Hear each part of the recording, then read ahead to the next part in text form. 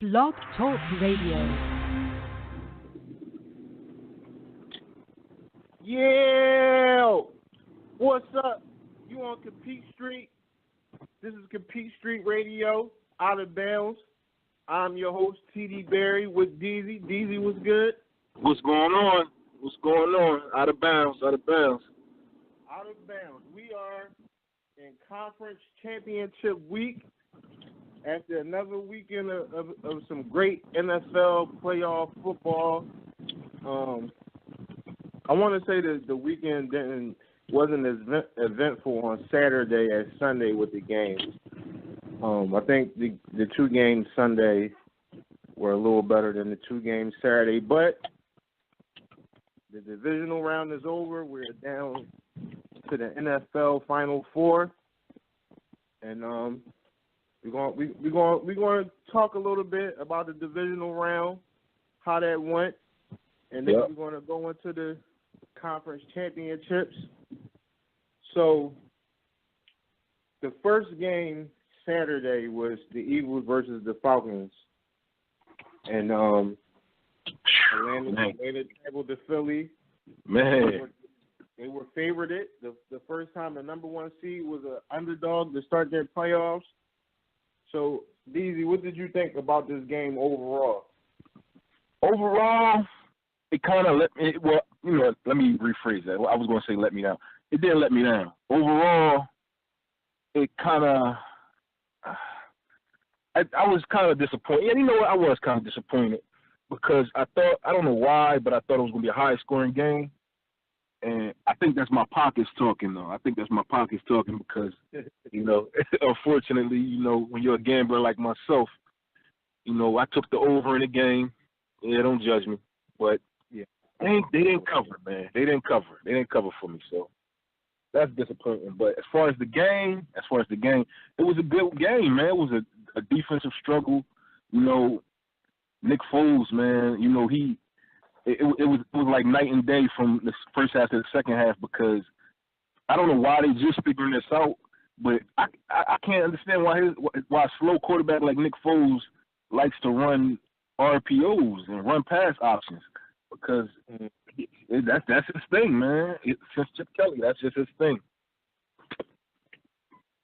Yeah, Chip might have that embedded in Foles' head.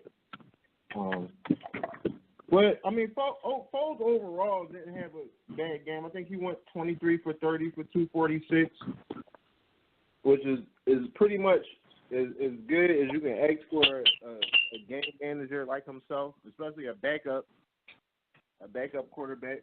The only throw 7 incompletions is that's pretty damn good. So yeah, I think so. What happened in the first half? The Eagles pretty much tried to give Atlanta this game in the first half. Yeah, pretty much. You had the Josh fumble. You had the muff punt. You had the Blunt fumble, which they got back. You had the Foles fumble. You had the missed extra point.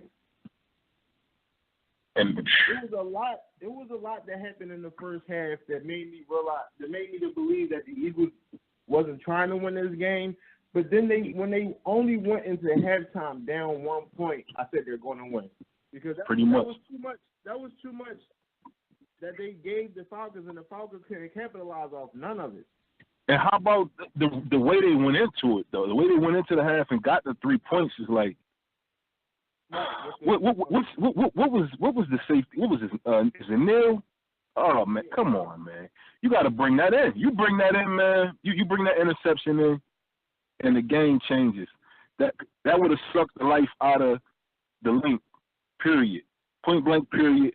I don't care about what else happened from there from the second half. That if he took the interception and then bounced it off his body or knee or whatever it was, and Torrey Smith get that catch, that immaculate reception, the baby immaculate reception, it don't let the spark is that, but you know what I mean. It would have been a different game. Yeah, I think they allowed the Eagles to walk into halftime with some momentum, and that's like I said. Once they kicked that field goal to go into the half down 1 point, I said the Eagles are going to win this game. The Falcons showed me absolutely nothing. Like even with their first field goal, they took 11 plays to get just to get a field goal. It took them 11 plays to march down the field, and then like you said, the missed interception. This game was served to the Falcons on a silver platter, and they just wasn't eating. Pretty much, man. They refused to eat. But you know what? I don't want to give too much. I don't want to take too much away from the Eagles' defense because that defense, man. Listen. If it's nothing else, I tell you what. Before going into this playoffs and all season long, I've been really hard on their quarterbacks.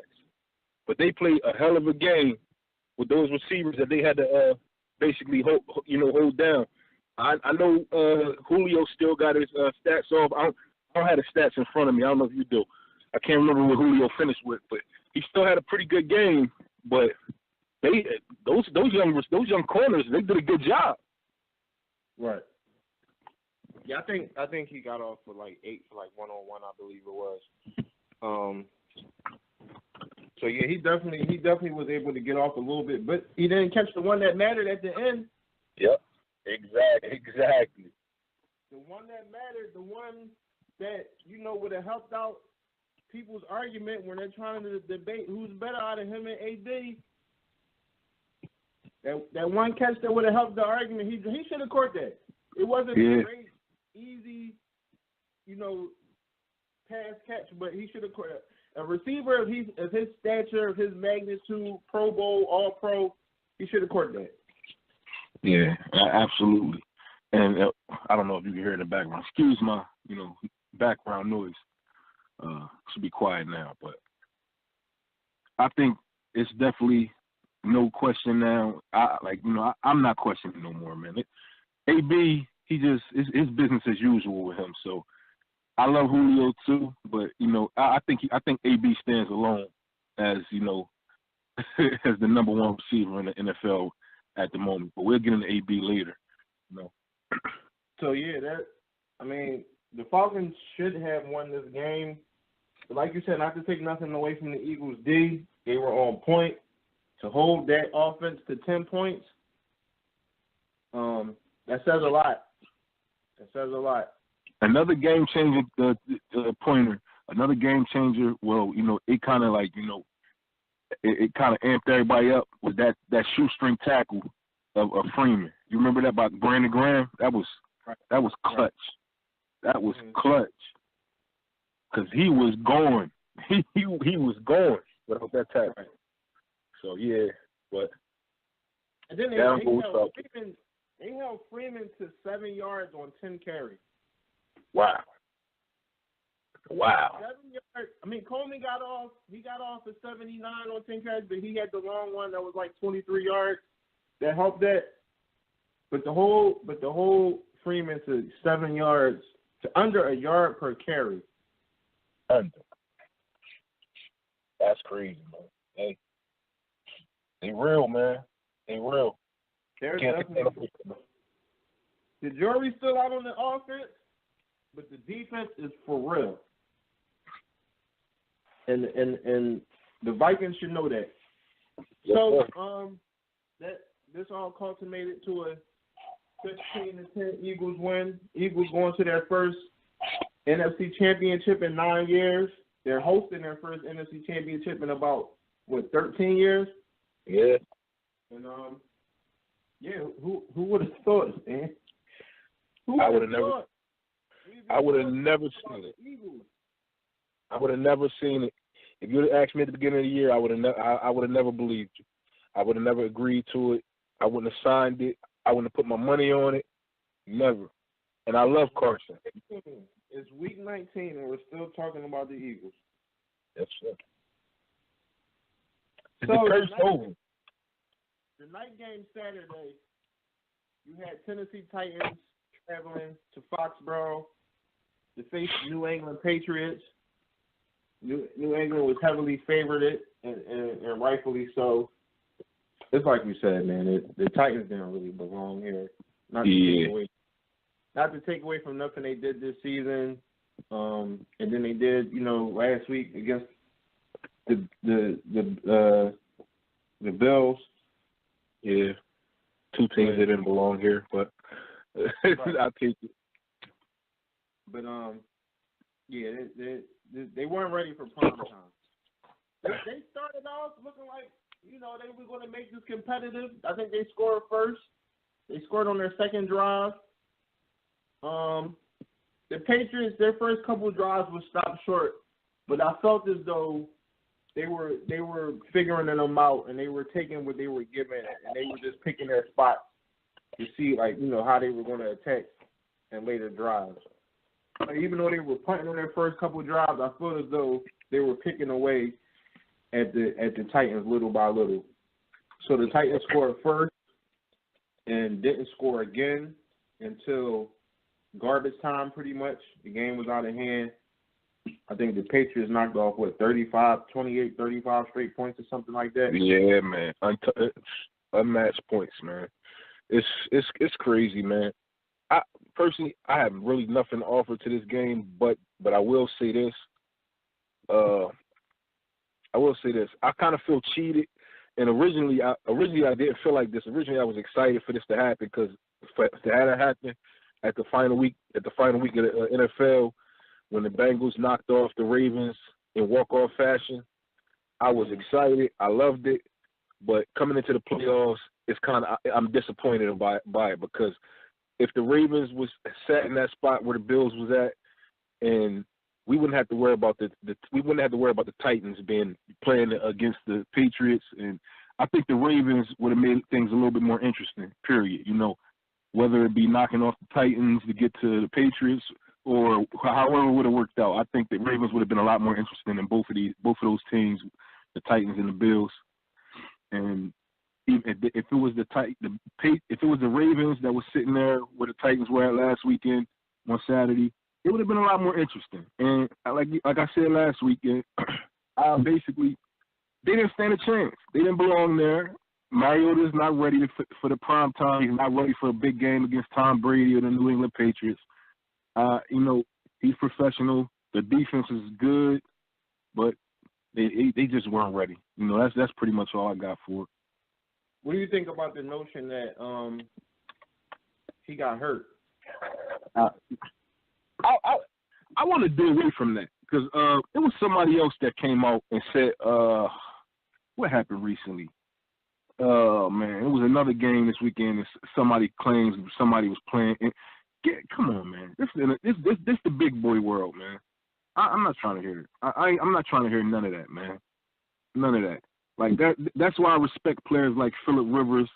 I never forget that game, man, when it's taking away from LT, when LT was on the bench crying about a eye or something like that, and Phillip Rivers sitting there playing with a torn ACL.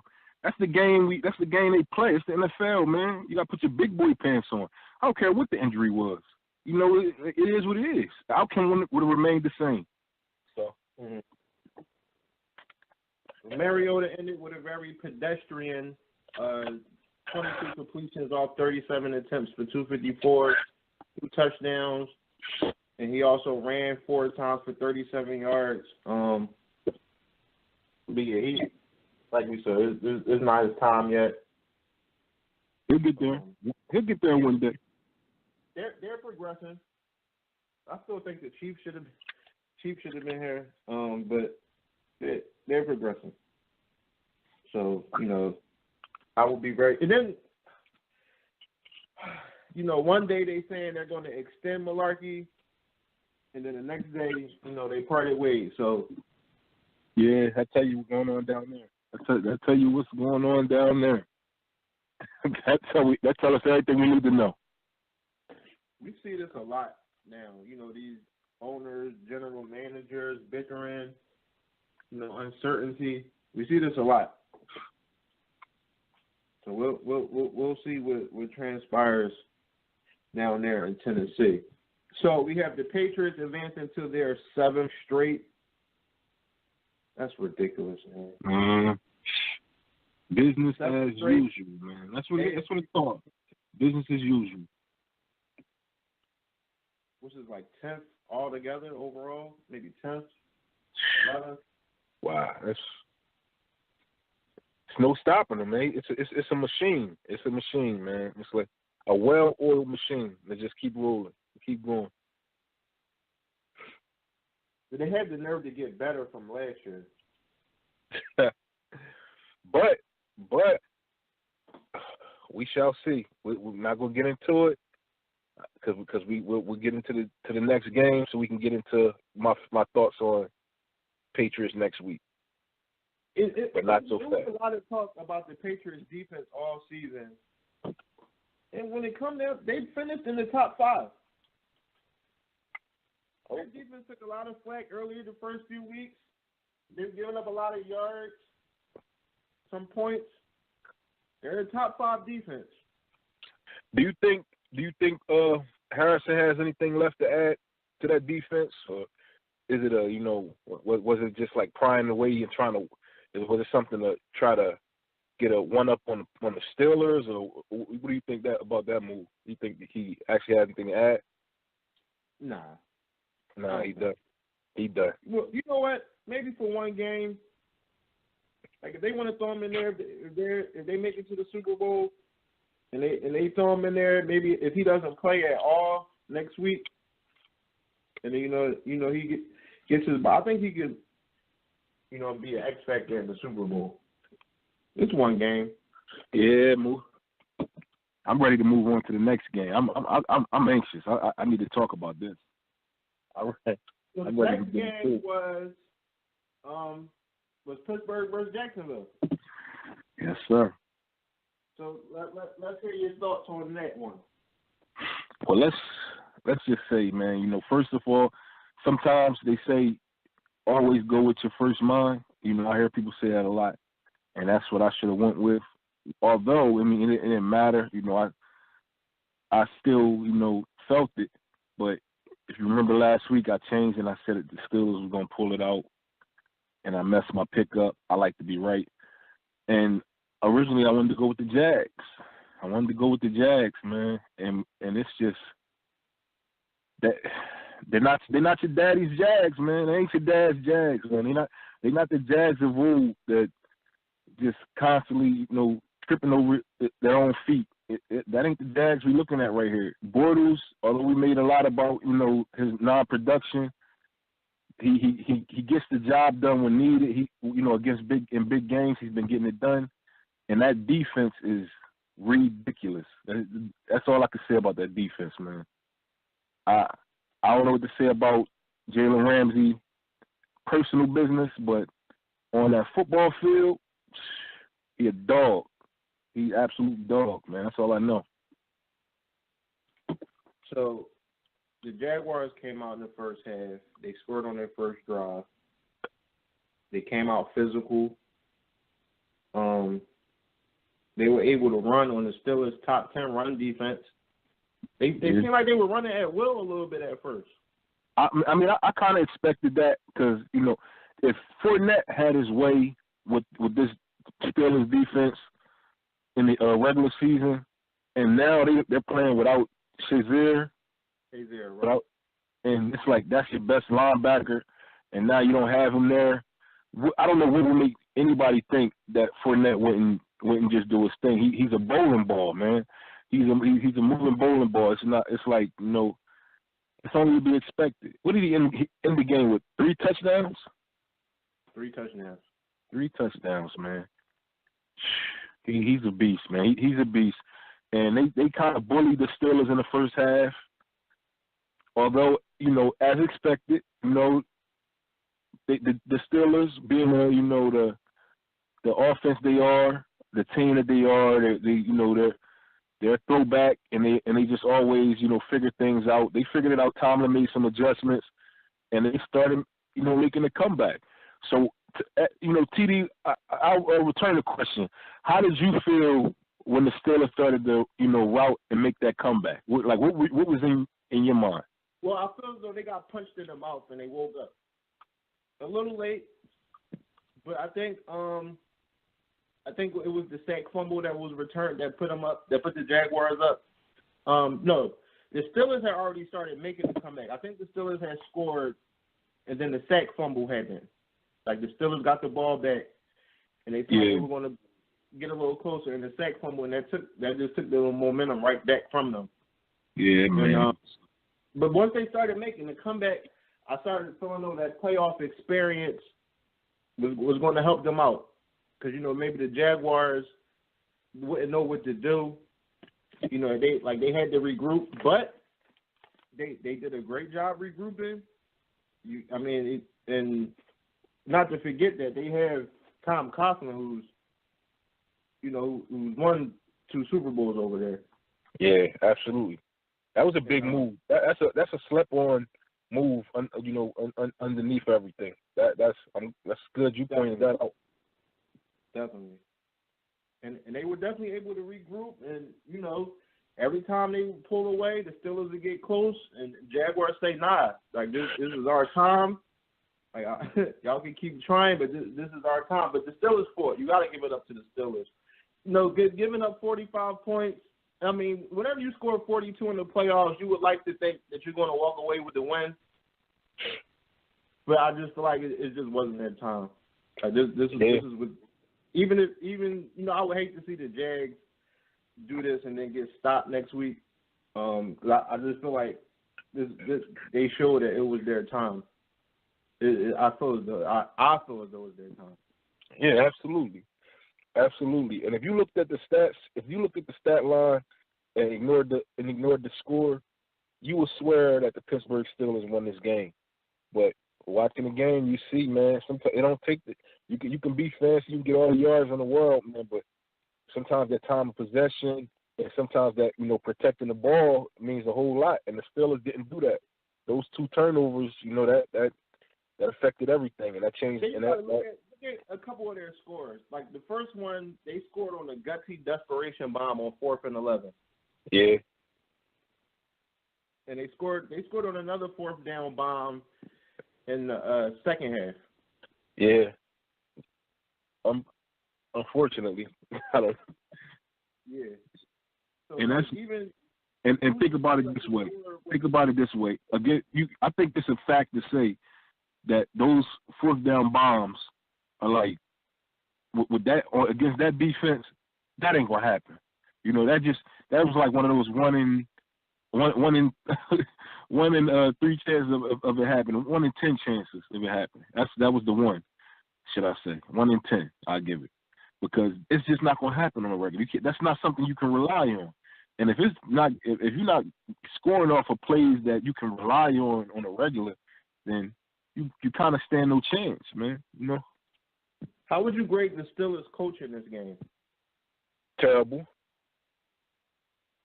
It was terrible on a sense of because what matters is down the stretch, and down the stretch, I can't make an excuse for that onside kick. That was terrible, and all the adjustments he made to make to put his team in good position to come back, even though he got, like you said, he got some luck out of those bombs. All those adjustments went down the drain. I flushed it directly down the toilet with that 4th quarter game call. Like it was just I don't even know how to explain it, man. It was terrible. Not to mention a couple of them 4th down calls. Oh man. The play calling.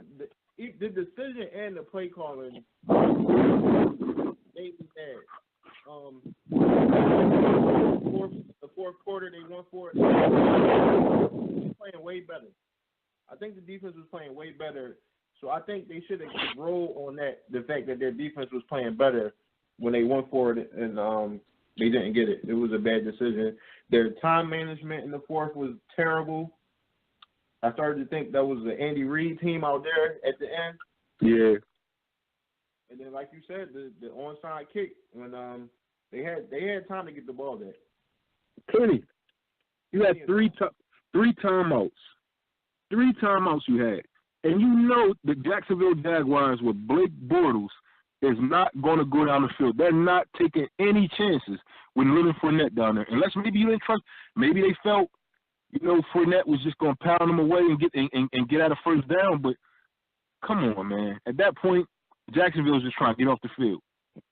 That's what they would have tried to do. And I I don't know what he was thinking. That was terrible. So we got the Jags, the first and second only team to go into Pittsburgh and beat the Steelers twice in the same season, and they're headed to Foxborough. History. Like I said, not your daddy's Jags, man. They ain't your daddy's Jags. They ain't the ones of old with the Mark. Even though Mark Brunell had them balling, but it's not who we looking at here. These dudes, they real. They real. Yeah. So the final game of the weekend. This ended. This is one of the most craziest playoff finishes you will ever see. And not this was a great game. I don't want to just put this all on the final 4 seconds of the game. This was a great game. And the Saints traveled to Minnesota, and the Vikings was putting it on them at first. They started off with 2 straight scoring drives. The defense was way more physical. They had they did have the Murray touchdown that was called back by the holding penalty, but they still scored. And the Saints they couldn't do nothing in the first half at all. They started flat. I think they had the 2 Breeze picks. The first Breeze pick happened after the Ted Ginn touchdown got called back because he didn't get set. So they score, but Ginn wasn't set, and a couple of plays later, Breeze throws the second pick. And that sucks because you always hate when the tip ball gets picked, man. But it's football. It's football. Definitely. So the Vikings went up 17-0. I believe that's the score that was the halftime score. Yep. And the Saints came out and showed their veteran presence. Drew Brees showed you can't really keep him down for long. And he came out in the second half looking like Drew Brees. Their defense stepped up a little bit. They had the clutch sack on third down to stop the drive that the Vikings, they were driving, and it knocked them out of field goal range. Mm-hmm. On the third down sack, so the Vikings ended up having to punt. And they finally scored, it was under 2 minutes left in the third. And then they ended up getting the ball right back on the interception. So, the momentum was on their side. And towards the end of the game, I think the Saints ended up taking the lead. I'm trying to remember. When did the Saints? Yeah. Sorry to cut you off. When did they take the lead? When did the Saints take the lead? They had it was the Kamara touchdown off the long wheel route. Got you. Okay. The Alvin Kamara touchdown. He caught the touchdown off the wheel route. And that put them up 1 point. And then the Vikings came back and kicked the field goal and took the lead back. And then back came the Saints and a 53-yard field goal. And they ended up reclaiming the lead with 25 seconds left. And at the time, so that now we're at the score of 24-23 Saints. And well, before that, when the Vikings came in and took the lead, it was about a minute and 40 left, maybe minute and 30, minute and 40 left. I kind of knew they left Drew Brees with too much time. Yeah, that was way too much time, and that's when the Saints were able to come down, and Brees only took about a minute, and that's when they kicked the field goal, and the Vikings came back, no timeouts. They came back. They marched up the field, and magic happened. with 10 seconds left, Case Keenum launched a prayer down the right sideline. Somehow Stephon Diggs comes up with it. Marcus Williams missed the tackle completely, and with him being the safety, he was the last line of defense. Knocked his own teammate out of the play. That's your only job. Had a free pass about 30, 40 yards down the field for a touchdown with no time left. Wow. That's your only job is don't let anybody behind you. Dude, that's your only job. Football, man. I know it's getting. To appreciate the dinosaurs like Ray Lewis. Like, even if Ray Lewis ever got shook out his cleats, which he did, but once you was in arm reach, he had you. Yeah. It's no ifs, ands, or buts about it. You're done. I don't get it, man.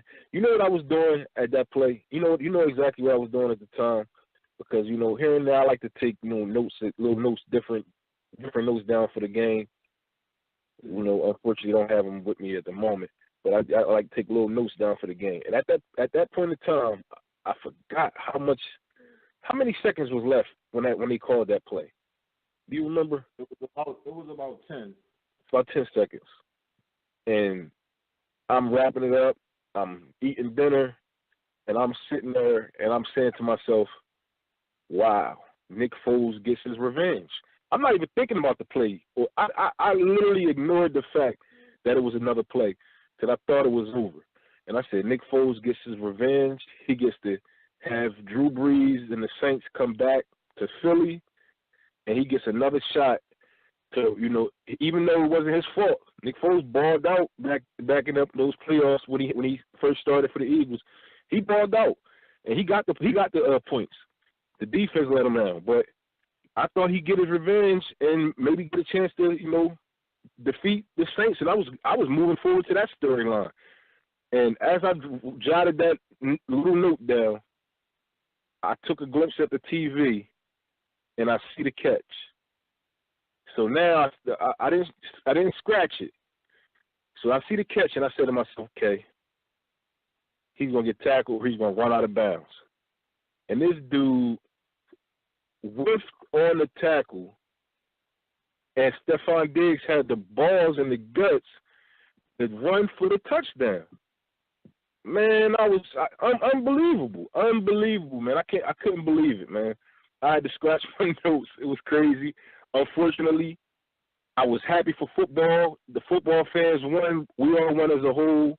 Everybody that watched that game and was a part of that game, lived through that game. But that was another one where my pockets was crying because the gambler that I am, the Saints +4. And that touchdown gave them a 6-point lead. That was my pockets. It hurt. I was crushed. So now, Diggs caught the ball at about the 33-yard line, I want to say. The play was designed for him to step out of bounds after it. So you're looking at a 50-yarder. So even we're going to hypothetically say maybe if Marcus Williams doesn't miss the tackle or he forces him out, there's a possibility that the Vikings still win this game on a 50-yard field goal. Yeah. Still, man. Make that tackle. And that's why I said, man, and like for him to have the balls to have that walk-off fashion touchdown, because if anything, I thought he was. Even when I seen him get loose, but I think maybe because I don't think he seen, behind him where he took where the guy took his players out. I mean, he took his own player out, but he still had the balls to just take it into the end zone. I thought for sure he was going to just step out of bounds, bring the kicker out, let's kick this field goal in this game. He took it in walk-off fashion, man. That was, I don't know what they're going to call it, that reception, but be sure it's joining the likes of some of the greatest plays in NFL playoff history, and it will have a look, man. The only thing I've heard is Miracle in Minnesota, and that's dry. Yeah, that's not it. That's not going to get it. We need to do something about it. Yeah, we need some more smoke with that. Out of bounds! Out of bounds! Out of bounds! Out of bounds! Out of bounds!